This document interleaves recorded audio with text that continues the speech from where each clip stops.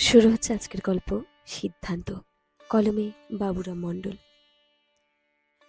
আগামীকাল প্রাচী তার বন্ধুদের সঙ্গে রেস্টুরেন্টে খেতে যাবার কথা ছিল। সেজন্য সে মনে মনে ভীষণ উত্তেজিত ছিল। সারাটা দিন হইচই করবে এমন ভেবে রেখেছিল, কিন্তু গতকাল রাতে কলেজ স্ট্রিট থেকে ফিরে হঠাৎ সে বেঁকে বসল। বান্ধবীদের টেক্সট করে জানিয়ে দিল সে কিছুতেই যাবে না, কেউ যেন রিকোয়েস্ট না করে। প্রাজিতার বাবা অম্বিকাচরণ আজকাল বেশ রাত করে বাড়ি ফেরেন। তার ফ্যাক্টরিতে নাকি অতিরিক্ত কাজের চাপ। বাড়ি ফেরার আগেই তার মোবাইলে ফোন এলো, অচেনা নাম্বার। অম্বিকাবাবু ফোন ধরে মেয়ের বান্ধবীদের থেকে খবর পেলেন। প্রাজিতা যেন যায় সে অনুরোধ একাধিকবার মেয়েগুলো করতে লাগলো। তারা এমনও বলল, ওর 1 টাকাও খরচ হবে না, আঙ্কেল ওকে পাঠাবেন প্লিজ। অম্বিকাবাবু অবাক হলেন। মেয়েকে তিনি অনেক আগে পারমিশন দিয়ে রেখেছেন, হাতে টাকাও দিয়ে রেখেছেন। হঠাৎ মেয়ের এমন কি হলো, কেন যাবে না? বাড়ি ফিরে ফ্রেশ হয়ে তিনি মেয়ের কাছে গেলেন। ফোন এসেছিল, সে কথা জানালেন। প্রাজিতা বাবার সমস্ত কথা শুনল, কিন্তু কোনো উত্তর দিল না। সে যে যাবে এমন কথাও বলল না, আবার যাবে না তেমন কথাও দৃঢ়ভাবে জানালো না। প্রাজিতার মা ব্যাপারটা জানতেন, তিনিও মেয়ের কাছে ছুটে এলেন। বারবার জিজ্ঞেস করলেন। প্রাজিতা মাকেও নিশ্চিত করে কিছুই বলল না। অম্বিকাবাবুর খাওয়া দাওয়া শেষ হলে বিছানায় শুতে যাবার আগে স্ত্রীকে ডেকে বকাবকি করলেন। বললেন, নিশ্চিত তুমি মেয়েকে এমন কিছু বলেছো যার জন্য মেয়ে যেতে রাজি হচ্ছে না? অভিযোগ শুনে কাকুলি দেবী একেবারে আকাশ থেকে পড়লেন। মুখ ঝামটা দিয়ে বললেন, আচ্ছা ফেসাত তো, মহারানীকে আমি কখন বারণ করলাম দেখি? অম্বিকাবাবু মাথায় এক রাশ চিন্তা নিয়ে ঘুমোতে গেলেন। সকালে অফিস যাওয়ার আগে অম্বিকাবাবু মেয়েকে আবার রেস্টুরেন্টে যেতে বললেন। যদি টাকা কম পড়ে তাহলে ফোন পে করে পাঠাবেন এমনও জানালেন। প্রাজিতার এক বান্ধবীর নাম নন্দিতা। সে সকালে উঠতে উঠতে ছুটতে ছুটতে এলো, চোখে মুখে উদ্বেগ, চোখ বড় বড়, ভ্রু কোচকানো। নন্দিতা একেবারে মহাবিস্মিত হয়ে দুহাত নাচিয়ে দু চোখ উলট পালট করে বলল, এখন কি প্রোগ্রাম ক্যান্সেল করা যায়? তুই বল। একেবারে কেলাস মার্কা কথা বলছিস।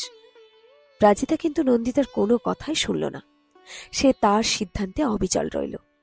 এর প্রায় ঘণ্টাখানিক বাদে এলো তার আরেক বান্ধবী। বান্ধবীটির নাম টিয়া। রেস্টুরেন্টে খেতে যাবার আসল উদ্যোক্তা এই টিয়া। টিয়া অনেক বোঝালো, আজে বাজে কথাও বলল। শেষে শান্ত হয়ে বলল, কেন যাবি না বলতো দেখি? আগে তো এমন কোনোদিন করিসনি। প্রাজিতা অনেকক্ষণ চুপ করে রইল। শেষে গম্ভীর হয়ে বলল, দরজাটা বন্ধ কর বলছি, নইলে মা শুনে ফেলবে, বকাবকি করবে। নন্দিতা দৌড়ে গিয়ে দরজা বন্ধ করল। ফিরে হাসি হাসি মুখ করে প্রাজিতার পাশে বসতে বসতে বলল, বল দেখি। প্রাজিতা অনেকক্ষণ চুপ করে থেকে শেষে নিজের মোবাইল খুলে একটি ছবি দেখাতে দেখাতে বলল, গতকাল কলেজ স্ট্রিট গেছিলাম, কিছু পুরানো ছবির বই কিনেছি। ফেরার পথে শিয়ালদার কাছাকাছি এসে এক হোটেলের সামনে গিয়ে আমি একেবারে অবাক। দূর থেকে দেখলাম বাবাকে। আমি চমকে উঠেছিলাম। বাবার অফিস তো এইদিকে নয়, উনি এখানে কি করছেন? দূরে দাঁড়িয়ে দেখতে লাগলাম। খানিক পরেই বুঝলাম বাবা ওখানকার কোনো হোটেলের খাবার সার্ভ করছেন। অফিস শেষে এক্সট্রা কাজ নিয়েছেন। এই দেখ ছবি বলেই প্রাজিতা দূর থেকে জুম করা একটি ছবি দেখালো। শেষে হাসল। টিয়া খুব বেশি অবাক হলো না।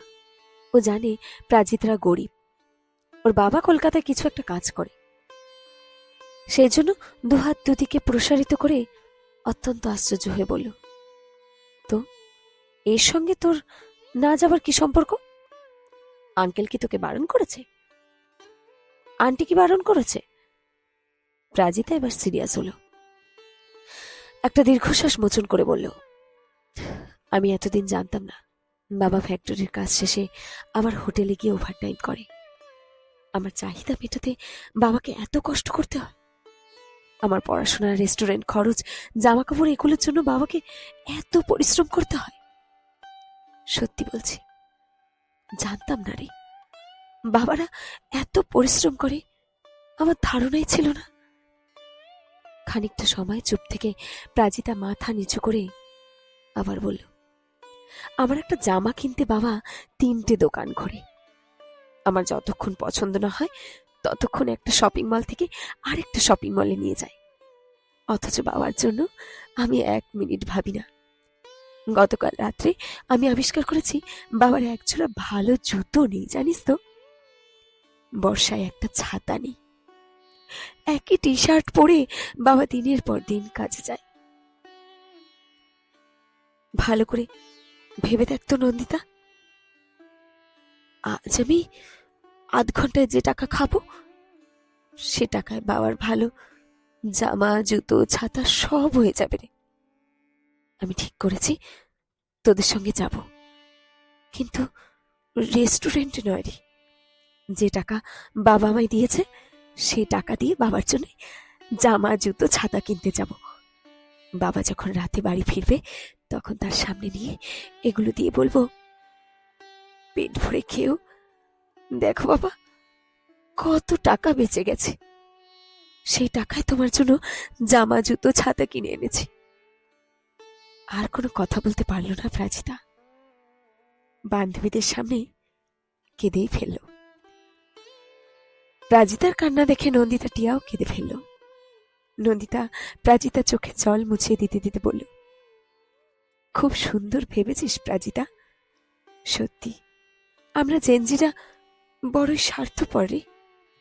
নিজেরটা ছাড়া কিচ্ছু বুঝি না। বাবা মায়ের কষ্ট বুঝি না রে। আত্মীয় পরিজনদের চিনতেই চায় না। বড্ড খারাপ রে আমরা। টিয়া নিজে চোখের জল মুছে ধীরে ধীরে বলল, আমিও রেস্টুরেন্টে যাব না রে প্রাজিতা, তোর সঙ্গেই যাব। আমিও বাবার জন্য গিফট কিনব। প্রাজিতা অনেকক্ষণ পর হাসল। হাসতে হাসতে তার 2 চোখ আবার জল ভরে এলো। জল ভরা চোখে সে বারবার বলতে লাগলো, আই লাভ ইউ বাবা, আই লাভ ইউ। শেষ হলো আজকের গল্প সিদ্ধান্ত। কলমে বাবুরাম মণ্ডল। গল্পটি সংগৃহীত হয়েছে ফেসবুক পেজ নাম বাবুরামের গান গল্পের পাতা থেকে।